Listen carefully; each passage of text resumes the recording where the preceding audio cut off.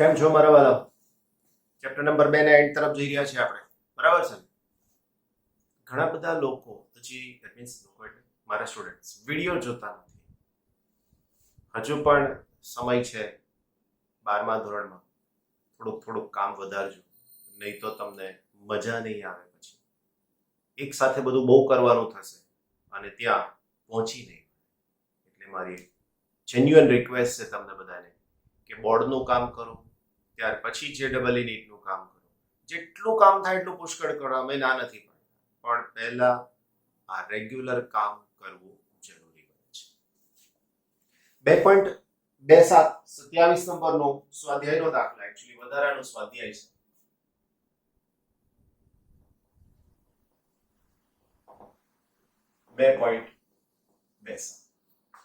શું આપેલું છે? તો સૌથી પહેલા 4 માઇક્રોફેરેડના એક કેપેસિટરને C is equal to 4 માઇક્રોફેરેડ, V is equal to actually 400 લખ્યું છે, પણ જવાબમાં આપણે 200 વોલ્ટ લઈને ગણીએ છીએ. ધારો કે એક્ઝામમાં તમને 400 વોલ્ટ પ્રમાણે પૂછ્યું છે, તમારે 400 પ્રમાણે જ ગણવાનું રહેશે. હાલમાં હું આને 200 પ્રમાણે ગણીને આપું છું, કારણ કે પાછળના જવાબને મેચ કરવા માટે 200 જરૂરી છે. એટલે આપણે હાલમાં 200 થી ગણીએ છીએ. તમારે આ દાખલો ફરીથી 400 પ્રમાણે ગણી નાખવાનો, કોઈ પ્રોબ્લેમ નહીં થાય. વિદ્યુત ભારિત કરવામાં આવે છે, પછી તેને સપ્લાય થી જુદું પાડી બીજા વિદ્યુત ભારિત ન હોય તેવા 2 માઇક્રોફેરાડના કેપેસિટર સાથે જોડીએ છીએ. એટલે આ C1 કહી દો. C2 is equal to 2 microfarad જોડવામાં આવે છે. પ્રથમ કેપેસિટરની કેટલી ઉષ્મા ઊર્જા ઉષ્મા અને વિદ્યુત ચુંબકીય વિકિરણના સ્વરૂપમાં ગુમાવેલ છે. એનો મતલબ કે ડેલ્ટા U તમને શોધવાનું છે, રાઈટ? આગળ એક દાખલો આવો ગણે છે, જેમાં આપણી પાસે આવી રીતે એક બેટરી, એના વડે એક કેપેસિટરને ચાર્જ કરે. આ પહેલી સ્થિતિ થઈ, બરાબર? તો હું પહેલી સ્થિતિમાં ઊર્જા શોધી નાખું. પ્રથમ સ્થિતિમાં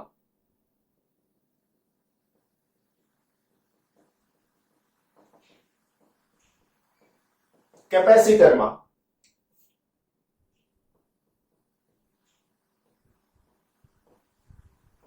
સંગ્રહ પામતી ઊર્જા કેટલી હશે? તો U1 કહી દો, 1/2 CV², એની જગ્યાએ C1V², so is equal to 1/2 C1 4 into 10 raised to minus 6 અને V² વાલા બચ્ચાઓ મેં 200 લેવાની વાત કરી, એટલે 200 into 200, રાઈટ? બેની સાથે આ કેન્સલ થઈ જાય એટલે 100.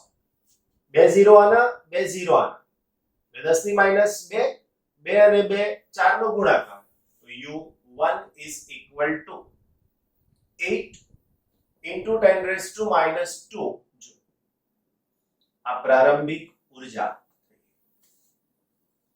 બીજી સ્થિતિમાં મારે ઉર્જા જોઈતી હશે તો એની સાથે સંકળાયેલો વિદ્યુત ભાર જોઈશે મને, કારણ મારે એનું પરિણામી વિદ્યુત સ્થિતિમાન પણ શોધવાનું થશે માટે. તો લખી દો, પ્રારંભિક કુલ વિદ્યુત ભાર Q is equal to C1 into V. C1 ની કિંમત 4 છે, તો 4 into 10 raised to minus 6 અને V ની કિંમત 200. 2 0 અહીંયાથી કટ થઈ જાય, 4 અને 2 નો ગુણાકાર 8, તો Q is equal to 8 into 10 raised to minus 4. આ એડવાન્સ ની આગળની જે ગણતરી છે એના માટેની જરૂરિયાત છે, એટલા માટે. હવે શું કરીએ છીએ? તો એક્ચ્યુઅલી આ 200 વોલ્ટની બેટરી હતી, 200 વોલ્ટ, અને આ કેપેસિટર હતું C.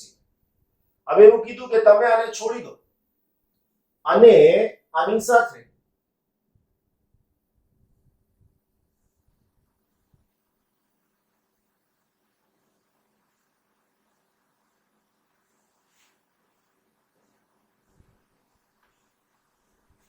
હવે શું કરવાનું હતું? તો કે આ C1 હતું અને આ C2 છે, રાઈટ? અહીંયાથી આને ડિટેચ કરી દો, છોડ.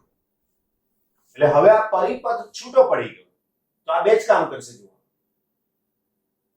આને અહીંયાથી કરંટ પસાર થવા દેશે નહીં. કેમ? તો કે આ સર્કિટ ઓપન છે, રાઈટ? આખી બેટરી દૂર કરી દો તો કઈ વાંધો નથી, પણ નોર્મલ પરિપથમાં આવું કરવામાં આવતું હોય છે. તો હવે એવું કહી શકીએ, બેટરીને દૂર કરતા C1 ને C2 સાથે જોડતા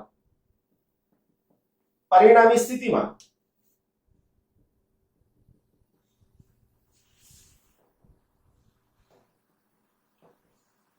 V1 is equal to, અહીંયા લખી શકું છું હું કુલ વિદ્યુત ભાર ના છેદમાં કુલ કેપેસિટન્સ, રાઈટ? હવે કુલ વિદ્યુત ભાર એટલે હું લખીશ Q, કારણ કે અહીંયા હતો એટલો જ આગળ જવાનો છે, એના સિવાય શક્યતા નથી. છેદમાં કુલ કેપેસિટન્સ, આ બંનેના કેપેસિટન્સનો સરવાળો, that means C1 plus C2, right? તો હવે અહીંયા કિંમત મૂકીશ 8 into 10 raised to minus 4 divided by C1 અને C2 4 plus 2, પણ બંને માઇક્રો છે ને, એટલે raised to minus 6 માટે હવે આનું સાદું રૂપ આપવાનું આપણે, તો V1 is equal to 8 into 10 raised to minus 4 divided by 4 plus 2 6 into 10 raised to minus 6. આ ઉપર જશે 8 ના છેદમાં 6, તો અહીંયા 8 ગુણાકારમાં 100, આ બે 6 ઉપર જશે એટલે 10 ની પ્લસ 2 અને છેદમાં 6. અહીંયા આવશે 3, અહીંયા આવશે 4, તો જવાબ થઈ જશે V1 is equal to 400 divided by 3 volt, right? આ કેપેસિટરને આપણે અહીંથી છૂટું પાડી દીધું છે, આ કેપેસિટરને આ બેટરીથી છૂટું પાડી દીધું, આવી રીતના કરી દીધું, કોઈ પ્રશ્ન નથી થવાનો આની અંદર. હવે બીજી સ્થિતિમાં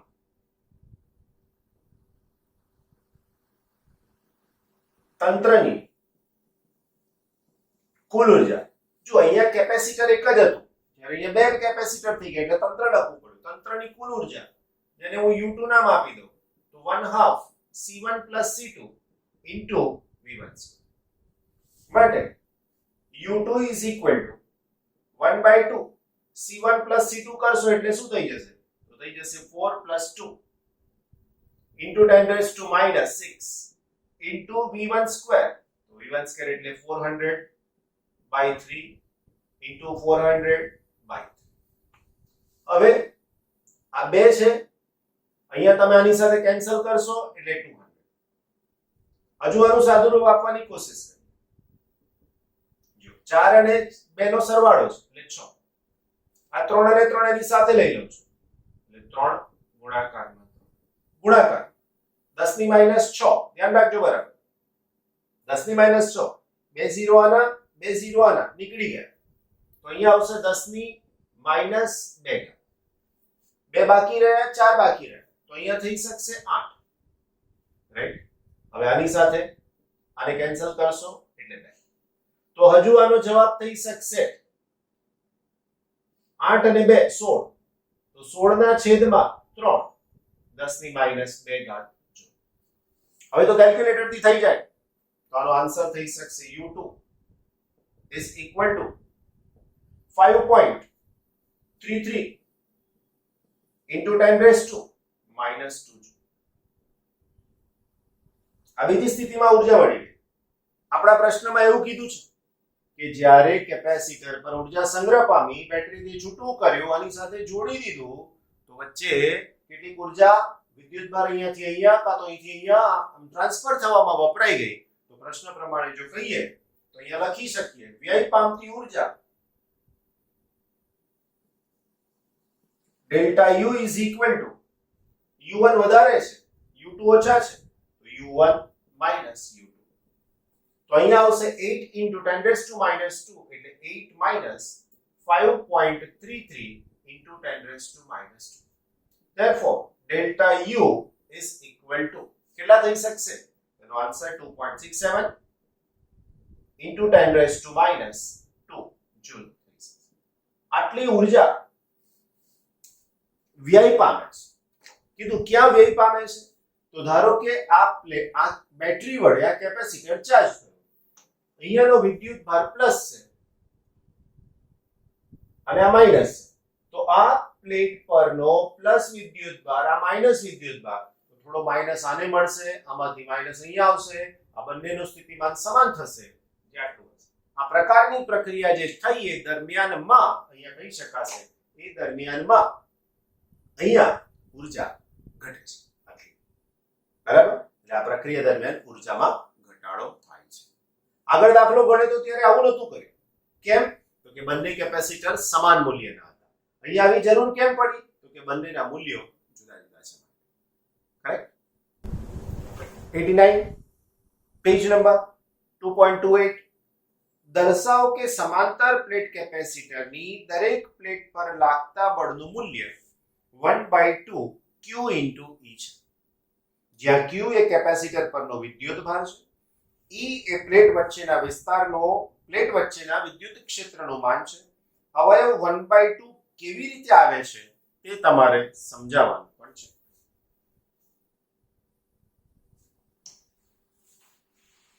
સૌથી પહેલા કેપેસિટરની બે પ્લેટ, એક પ્લેટ પર પ્લસ q બીજા ઉપર માઈનસ q વિદ્યુત ભાર છે. પ્લેટનું ક્ષેત્રફળ એ જેટલું છે, બે પ્લેટ વચ્ચેનું અંતર d જેટલું છે. આ પ્લેટમાં અહીંથી આવી રીતના વિદ્યુત ક્ષેત્ર આપણને આપેલું છે અને એનું મૂલ્ય છે e. હવે આ એક પ્લેટ વડે બીજી પ્લેટ પર લાગતું બળ આવું કેમ છે? સૂત્ર આવ્યું ને? એવું કેમ છે એની સમજૂતી આપણે આપવાની છે. સૌથી પહેલા દાખલો ગોખવો ના હોય તો હું જે પ્રમાણે લખું છું ને એ પ્રમાણે, કારણ કે ઘણી બધી વખત બુકમાં સોલ્વ કરેલો હોય, રેફરન્સ બુકમાં સોલ્વ કરેલો હોય તો શરૂઆત અલગથી થાય, વચ્ચે કી સૂત્ર હોય અને છેલ્લે ગણતરી અહીંયા ને અહીંયા મૂકવા માટે થઈ શકે. તો સૌથી પહેલા ધ્યાન રાખજો, બરાબર જ સમજવાનું છે. કેપેસિટરમાં સંગ્રહ પામતી ઉર્જા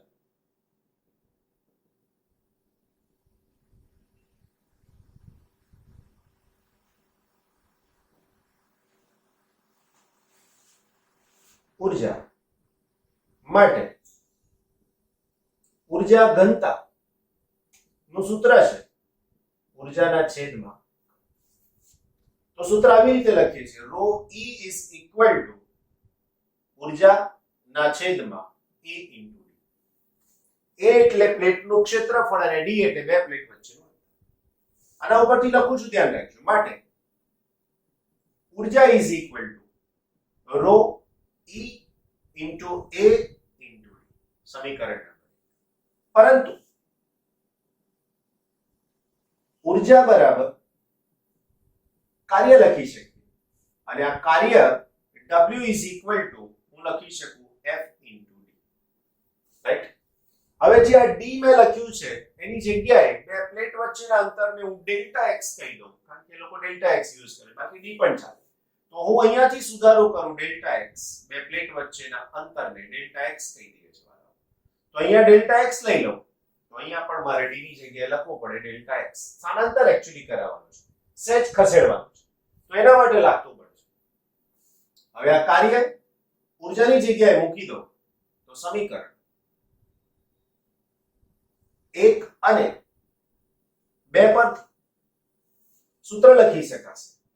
W is equal to અથવા તો direct F into delta x is equal to ρ E into A into delta x. 0. માટે F is equal to ρ E into A થઈ જશે સમીકરણ નંબર. હવે મારે ρ E ની કિંમત મૂકવાની છે. ρ ને ρ E નો મતલબ ઉર્જા ઘનતા. હવે ઉર્જા ઘનતાનું સૂત્ર છે આપણી પાસે, ρ E is equal to 1/2 epsilon 0 E square. તો હવે આપણી પાસે આન્સર શું થયો? તો હવે આપણી પાસે આન્સર થઈ ગયો વાલાઓ કે F is equal to 1/2 epsilon 0 E square. મને જે સૂત્ર લાવવું છે એની અંદર ક્યુ છે, રાઈટ? તો એને લાવવા માટે હું સૌથી પહેલા સ્ટ્રેટેજી આવી મૂકું છું કે 1/2 એપ્સાઇલોન 0 અને E બેને ભેગા કરું છું ઇન્ટુ E અને એની સાથે આ એપ્સાઇલોન 0 E બરાબર શું લખાય? તો ધ્યાન રાખજો, બે પ્લેટ વચ્ચેનું વિદ્યુત ક્ષેત્ર E is equal to sigma upon epsilon 0. સમીકરણ અહીંયા એકથી શરૂ કર્યું, તમે આગળ નંબર આપી દેજો. તો આ સિગ્મા બરાબર આ બે ભેગા થઈ જાય, રાઈટ? તો હવે હું આનો ઉપયોગ અહીંયા કરું તો મને સૂત્ર શું મળ્યું? તો કે 1/2 સિગ્મા ઇન્ટુ E અને એની સાથે હજુ પણ આગળ કેપેસિટરની પ્લેટ પર પૃષ્ઠ વિદ્યુત ભાર ઘનતા sigma is equal to Q by A. પાછું તમે જોઈ શકો સિગ્મા ઇન્ટુ A છે, રાઈટ? તો હું એને ભેગા કરી દઉં તો સૂત્રને આવું પણ વિચારી શકાય કે 1/2 સિગ્મા ઇન્ટુ A જોઈ શકો છો. Sigma into A is equal two શું થાય? તો કે Q. માટે F is equal two 1/2 Q. જે મેળવવા માટેનું સૂત્ર છે, આપણે જે કીધું છે એના માટેની વાત છે. હવે તમે વિચારો કે ખરેખર દાખલાની શરૂઆત અહીંથી થવી જોઈએ, આ બે અહીંયા લખવા જોઈએ, જે જરૂરિયાત પડે છે ત્યાં. પણ તમને જે સાબિતી આપેલી હોય છે બુકમાં, રેફરન્સ બુકમાં, શરૂઆત અહીંથી કરે છે. એટલે તમને એમ થાય કે આ દાખલાને આને શું લેવા દેવા હાલમાં, પણ હવે જ્યારે આમ લિંકમાં શોધો ને ત્યારે આ જગ્યાએ એની જરૂરિયાત છે, એટલા માટે એને મૂક્યું છે. આવું બધું વિચારો તો ગોખવામાંથી બહાર આવી જશે. એટલે હું તમને જે સમજાવવા માંગુ છું, ફિઝિક્સ શીખવાડવા માંગુ છું, એ આવી રીતે. બસ માત્ર આટલું સમજ્યા પછી મગજને યાદ કરાવી લો. પહેલું સૂત્ર ઉર્જા ઘનતાનું. ઉર્જા ઘનતા બરાબર ઉર્જાના છેદમાં કદ. ઉર્જાને સૂત્રનો કર્તા બનાવ્યો, સૂત્રનો કર્તા બનાવ્યા પછી કાર્ય થઈ ગયું, કાર્યની કિંમત મૂકી દીધી. આગળથી બે સૂત્રોની કિંમત લાવે, એક વિદ્યુત ક્ષેત્ર અને એક પૃષ્ઠ વિદ્યુત ભાર ઘનતા. કિંમત મૂકી દીધી. આવી રીતના ટ્રિકી બે જ વાક્યમાં આખો દાખલો યાદ રહી જાય, ગોખાય તો નહીં. જો તમે આને ગોખશો તો ગયા કામ. બરાબર છે? ઓકે, પ્રશ્ન આપણો શું છે આની અંદર બીજો કે આ 1/2 કેમ આવ્યું? તો તમે જુઓ, આ પ્લેટને મારે ખસેડવી છે, સેજ શિફ્ટ કરવી છે. હવે જો પ્લેટને શિફ્ટ કરવી હોય, ખસેડવી હોય, તો આની અંદરનું વિદ્યુત ક્ષેત્ર એ છે, પણ બહારનું વિદ્યુત ક્ષેત્ર શૂન્ય છે. તો આ અહીંયા E અને અહીંયા શૂન્ય, એટલે બેનું સરેરાશ લેવું પડે. અને એના પરિણામ સ્વરૂપ અહીંયા આપણી પાસે આ જવાબમાં 1/2 અવયવ છે. તો તમે વાક્ય શું લખશો? કેપેસિટરની બે પ્લેટ વચ્ચેનું વિદ્યુત ક્ષેત્ર છે, જ્યારે કેપેસિટરની બહારની બાજુ એટલે બંને બાજુએ વિદ્યુત ક્ષેત્ર શૂન્ય છે. કેપેસિટરની પ્લેટને ખસેડવા માટે, સ્થાનાંતર કરાવવા માટે જે બળ લગાડવું પડશે એ આટલું થશે, કારણ કે અહીં વિદ્યુત ક્ષેત્રનું સરેરાશ લીધું. 0 + E ના છેદમાં 2 બરાબર E/2. એટલા માટે આ 1/2 અવયવ. ના સમજાય? મને ફરીથી સાંભળો. મને ફરીથી સાંભળો એટલે મારે ફરીથી બોલવાની જરૂર ના પડે. પોઝ કરો તમારા વિડિયોને, ફરીથી પાછા આગળ જાઓ, ફરીથી પાછા શાંતિથી સાંભળી લો. બરાબર છે? ચાલો, વધારાના સ્વાધ્યાયમાં 2.29 નંબર પ્રશ્ન છે આપણી પાસે.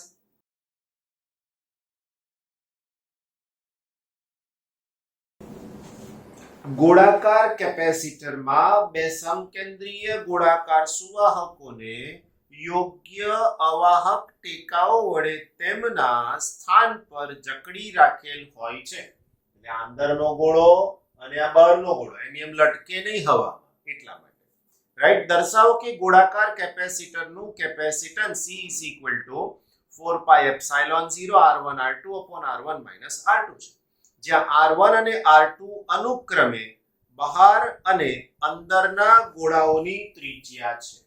આપણે અહીંયા R1 અને R2 બદલવા પડશે, રાઈટ? તો અહીંયા આવશે R2 અને આને કેવું પડશે R1, રાઈટ? આનાથી કોઈ ફરક નહીં પડે કારણ કે કેપેસિટરનું કેપેસિટન્સ ઋણ હોય નહીં. તમારે મોટામાંથી નાનાને બાદ કરવાનું રહેશે. સૂત્ર ઉપર આવ્યું છે ને, જે R1 R2 છે, મોટામાંથી નાનાને બાદ કરીશું. આ આકૃતિની સમજૂતી 3 થી 4 વાક્યોમાં આપી છે. આકૃતિમાં R1 અને R2 ત્રિજ્યાના બે વાહક સમકેન્દ્રીય ગોળાઓને મૂકવામાં આવેલા છે.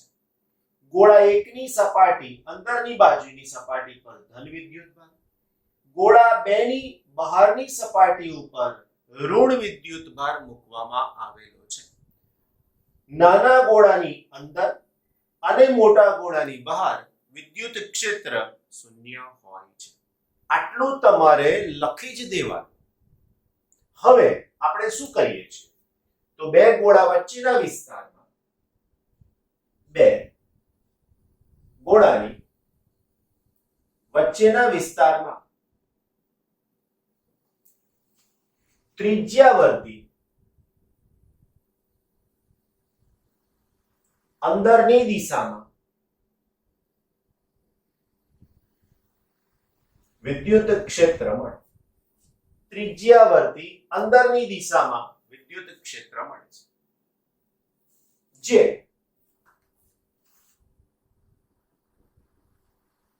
ગાઉસના નિયમની મદદથી મેળવી શકાય. રાઈટ? હવે ગાઉસના નિયમ માટે ગાઉસિયન પૃષ્ઠ વિચારવું પડે તો લખી શકીએ r ત્રિજ્યાનું ગોળાકાર ગૌસિયન પૃષ્ઠ લે. તો આ r ત્રિજ્યાનું ગૌસિયન પૃષ્ઠ.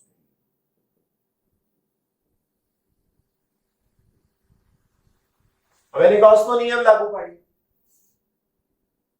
ઇન્ટિગ્રેશન સદિશ E dot dA is equal to q ના છેદમાં એપ્સિલોન. સદિશ વગર પણ આ જવાબ તમને મળી જાય ઇન્ટિગ્રેશન માંથી E dA cos 0. તો અહીંયાથી E ને બહાર લઈ લઉં, ઇન્ટિગ્રેશન dA કારણ કે cos 0 એક થઈ ગયા, રાઈટ?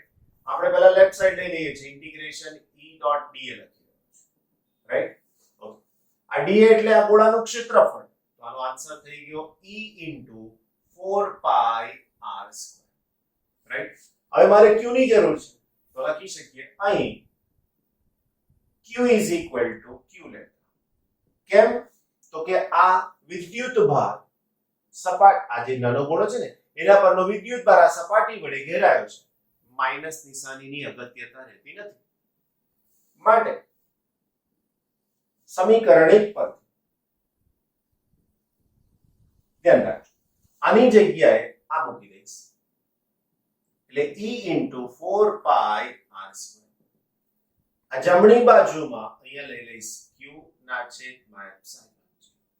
તો આના ઉપરથી મને E મળી ગયા. તો E is equal to 1 upon 4 pi epsilon 0 q upon r square. That's it. સમીકરણ નંબર 2. હવે મારો આશય આના કારણે વિદ્યુત સ્થિતિમાન શોધવાનો છે. વિદ્યુત સ્થિતિમાન કેમ? કારણ કે કેપેસિટરનું capacitance C is equal to Q by V એટલા માટે, રાઈટ? તો હવે હું લખી શકું વિદ્યુત સ્થિતિમાન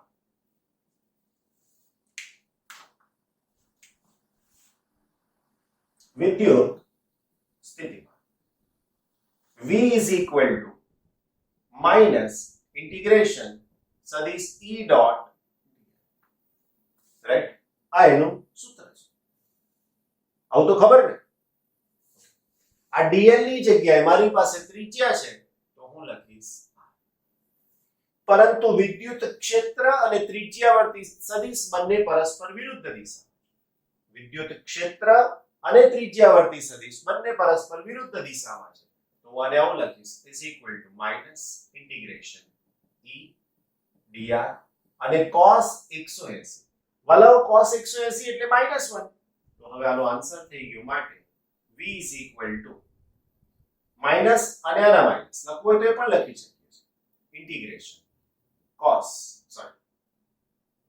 e dr અને માઇનસ આ માઇનસ આને મળશે એટલે ક્લિયર થઈ ગયું તો હવે આના આન્સરમાં ઇન્ટિગ્રેશન હું આ e ની કિંમત મૂકી દઉં છું q upon 4 pi epsilon 0 1 upon r square જેવું r આવી ગયું એટલે મારે એની લિમિટ આપવી પડશે લિમિટ આપીશ અહીંયા r1 થી r2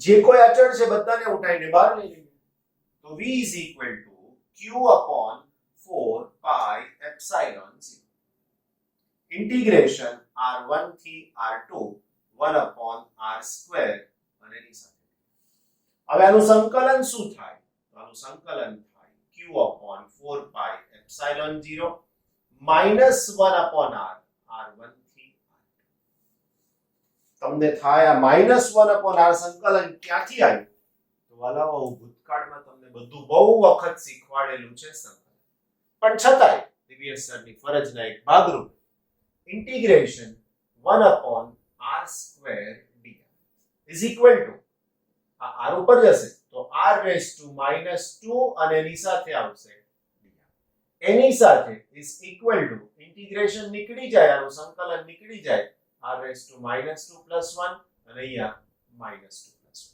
તો આના આન્સરમાં થઈ શકશે r raised to -1 upon -1 અને જવાબમાં 1 upon r આ માઈનસ તો માઈનસ થઈ ગયું આપણે કિંમત મૂકી દઈએ તો આના જવાબમાં લિમિટ મૂકી પડશે તો is equal to q upon 4 pi epsilon 0 હવે આ માઈનસ હું થોડીક વાર માટે બહાર લઈ લઉં છું માઈનસ ને મેં બહાર લઈ લીધા તો અહીંયા થઈ જશે 1 upon r અહીંયા લખીશ r1 અહીંયા લખીશ એક સ્ટેપ સમજાઈ રહ્યો છું બરાબર તો v is equal to minus q upon 4 pi epsilon 0 right અહીંયા આવશે 1 upon r2 minus 1 upon હવે આ માઈનસ નિશાની અંદર લઈ જાઓ આ માઈનસ નિશાની આને મળશે એ માઈનસ નિશાની આને મળશે તો હવે આના ઉપરથી થઈ શકશે v is equal to q upon 4 pi epsilon 0 અને આને લખાશે 1 upon r1 minus 1 upon આ r2 ને અહીંયા લઈ જઈએ r1 ને અહીંયા લઈ જઈએ તો આના ઉપરથી આન્સર મળી શકશે કે v is equal to q upon 4 pi epsilon 0 અહીંયા લખીશું r2 minus r1 અને અહીંયા લખીશ r1 તો આ સ્થિતિમાનનું સૂત્ર મને મળ્યું સમીકરણ નંબર આપીશ હવે મારે તો કેપેસિટન્સ શોધવાનું છે તો હું શું કરીશ તો અહીંયા લખી શકીશ ગોળાનું અથવા તો આપેલ તંત્રનું capacitance C is equal to q upon that's it q તો q રહેશે જ તો is equal to q હવે સમજજો આ પદ છેદમાં આવશે એટલે q છેદમાં 4 pi epsilon 0 ઉપર જશે તો અહીંયા લખીશ 4 pi epsilon 0 r1 r2 પણ ઉપર જશે એના પહેલા r2 minus r1 લખીશ હવે આ ઉપર જશે તો અહીંયા થઈ શકશે આની સાથે r1 કરેક્ટ હવે q અને q કેન્સલ થઈ ગયા માટે c is equal to 4 pi epsilon 0 r1 r2 upon મેં તમને કીધું હતું કે r1 મોટા છે r2 નાના છે તો એવી રીતના બાદબાકી કરી દઈએ તો અહીંયા ચાલી શકશે r1 minus r2 અથવા તો r2 minus r1 રાખ્યું હશે તોય કંઈ ખોટું નહીં પડે કારણ કે તમે જે સાબિત કર્યું છે એ જ લખવાનું છે તો આ થઈ ગયું સૂત્ર યાદ રાખવું પડશે આ સૂત્ર થઈ ગયું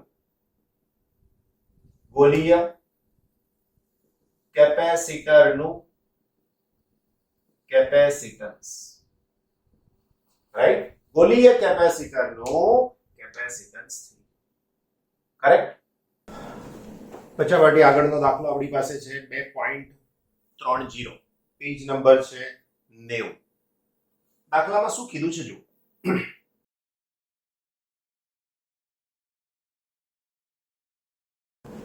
એક ગોળાકાર કેપેસિટરની અંદરના ગોળાની ત્રિજ્યા 12 સેન્ટીમીટર છે હવે આકૃતિ જો હું દોરું તો આવું થાય.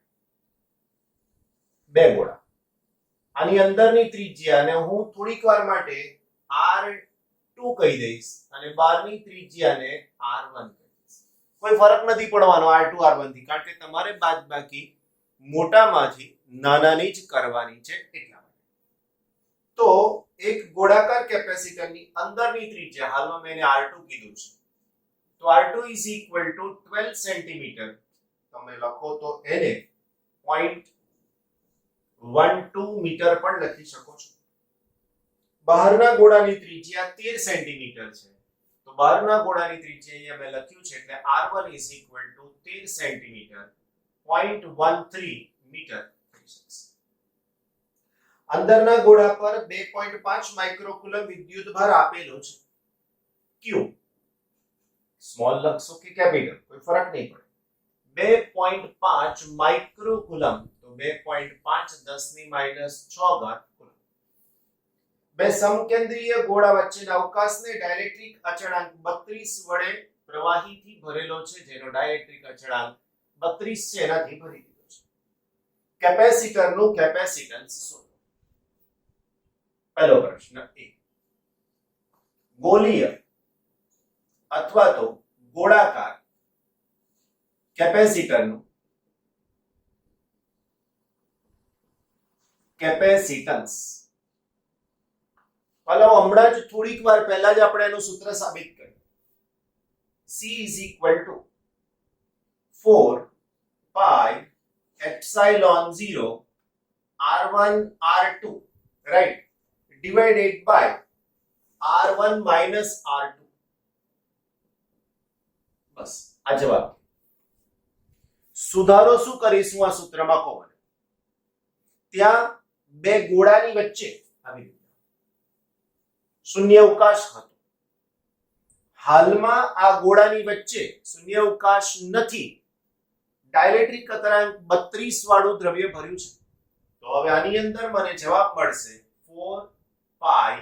હવે હું લખીશ એપ્સાઇલોન. કેમ? તો કે બે ગોળા વચ્ચે માધ્યમ મૂકવામાં આવેલું છે માટે. ગોળાકાર કેપેસિટરનું કેપેસિટન્સ વચ્ચે લખીએ છીએ ડાઈ ઇલેક્ટ્રિક માધ્યમની હાજરીમાં. બસ લખીએ સમીકરણમાં epsilon is equal two k into epsilon 0 મૂકતા આ જ ચેપ્ટરમાં આ સૂત્ર આપણે સાબિત પણ કર્યું છે. તો હવે શોધવાનું છે એટલે પાછી બુક હાથમાં રાખવી પડશે ને. માટે c ઇઝ ઇક્વલ ટુ 4 પાઈ. આની જગ્યાએ હું આ કિંમત મૂકીશ તો અહીંયા આવશે એપ્સાઇલોન 0. આગળ મૂકીશ k, રાઈટ. બાકી મારી પાસે r1 r2 ના છેદમાં r1 માઈનસ r2 પણ છે. હવે આની જગ્યાએ 4 પાઈ એપ્સાઇલોન 0 ની જગ્યાએ જો મારે ગણિતને થોડુંક સહેલું બનાવવું હોય તો મારે આવું પણ લખવું જોઈએ. કેમ લખાય આવું? તો કારણ પણ આપ્યું કે 4 પાઈ એપ્સાઇલોન 0 બરાબર 1/k. આટલા બરાબર છે. હવે થઈ શકશે r1 r2 ના છેદમાં r1 માઈનસ r2. સહેલું થઈ ગયું ઘણું બધું, રાઈટ. માટે c ઇઝ ઇક્વલ k ની જગ્યાએ કિંમત 32 મૂકીશ, r1 r2 ની કિંમત મૂકીશ 0.12 0.13 ડિવાઇડ બાય k. તો k ની કિંમત આ સ્મોલ k છે, ધ્યાન રાખજો. આ પ્રમાણે તો આવશે 9 into 10 raised to 9 into r1 minus r2. મોટામાંથી નાનાને બાદ કરીશું 0.13 minus 0.12. એક્ઝેક્ટલી શું આન્સર થઈ શકશે હવે આની સાથે? તો આનો તમને છેલ્લો જવાબ જે મળશે કેપેસિટરનું કેપેસિટન્સ તો is equal two 554.6 into 10 raised to minus 11.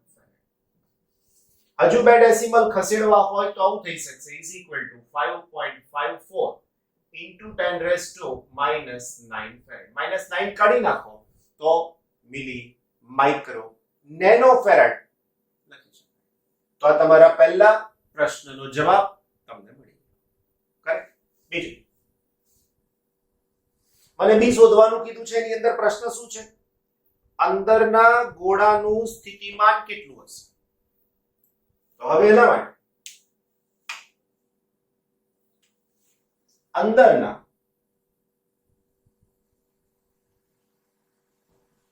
ગોળાનું સ્થિતિમાન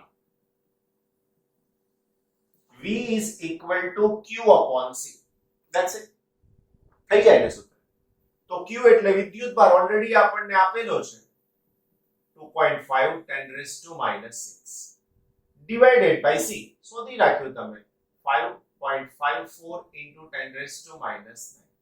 એનો આન્સર વિદ્યુત સ્થિતિમાનનો કેટલો થઈ શકશે? તો આન્સર થઈ શકશે 0.45 into 10 raised to 3. આ એનો આન્સર થઈ શકશે અને એ જવાબ તમને વોલ્ટમાં મળી શકશે. આ 10 ની 3 ઘાત આને આપી દો તો ખબર પડી જશે એક્ઝેક્ટલી કેટલા વોલ્ટેજ થઈ શકશે. ત્રીજું શોધવાનું કીધું છે સી વાળો. શું પૂછ્યું છે? આ કેપેસિટરના કેપેસિટન્સને 12 સેન્ટીમીટર ત્રિજ્યાના અલગ કરેલા ગોળાના કેપેસિટન્સ સાથે સરખાવો. અલગ ગોળા માટેનું મૂલ્ય કેમ નાનું છે તેમ સમજો. મારી પાસે હવે એક જ ગોળો છે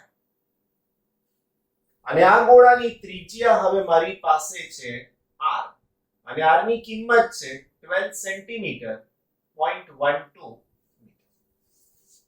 હવે અહીંયા લખી શકીએ r ત્રિજ્યાના એક જ ગોળાનું કેપેસિટન્સ નું સૂત્ર થાય C is equal to સૂત્ર થઈ શકશે 4 pi epsilon 0 અને ત્રિજ્યા લીધું છે તો આની જેમ જો હું કિંમત મૂકવા જાઉં તો સૂત્ર થશે r upon બે કે સિમ્બોલમાં ડિફરન્સ છે. આ કેપિટલ કે ડાઇલેક્ટ્રિક અચળાંક બતાવે છે અને આ કે કુલમ્બના નિયમનો અચળાંક છે. બસ સહેલું થઈ ગયું મિત્રો. હવે r ની કિંમત 0.12 k ની કિંમત 9 into 10 raised to 9. આનો આન્સર આપણને જે મળશે તે પ્રમાણે 1.3 into 10 raised to minus 11. આ મૂલ્ય વધારે છે, આ મૂલ્ય ઓછું છે. તો એનું કારણ સમજવાનું છે. અલગ કરેલા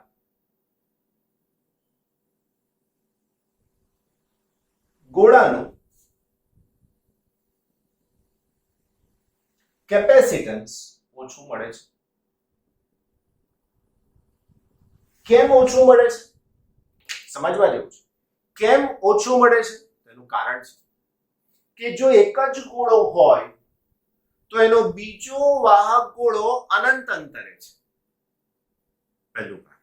બીજું, બે ગોળાના તંત્રમાં રકમમાં વાંચજો બહારના ગોળાને અર્થિંગ કરી દીધેલું છે. એના કારણે આની અંદરનું વિદ્યુત ક્ષેત્ર બહુ જ પ્રબળ થઈ જાય છે. માટે આનું કેપેસિટન્સ વધારે છે, આનું કેપેસિટન્સ ઓછું છે. ફરીથી એકવાર, અલગ કરેલા ગોળાનું કેપેસિટન્સ એ બે ગોળાના તંત્ર કરતા ઓછું મળે છે. -11 -9 100 ગણું ઓછું છે. આવું કેમ? તો કે એક જ ગોળાના તંત્રના કેપેસિટર માટે તેનો બીજો ગોળો અનંત અંતરે વિચારવામાં આવે છે. જ્યારે અહીં બે ગોળાના તંત્રમાં બહારના ગોળાને અર્થિંગ કરી દેતા તેમની વચ્ચેનું વિદ્યુત ક્ષેત્રની પ્રબળતા બહુ જ વધી જાય છે, જે સીધે સીધી કેપેસિટન્સ પર અસર કરી શકે છે. એટલા માટે અહીંયા કેપેસિટન્સ ઓછું છે અને ત્યાં કેપેસિટન્સ વધારે છે એવું આપણે કહી શકીએ. કરેક્ટ?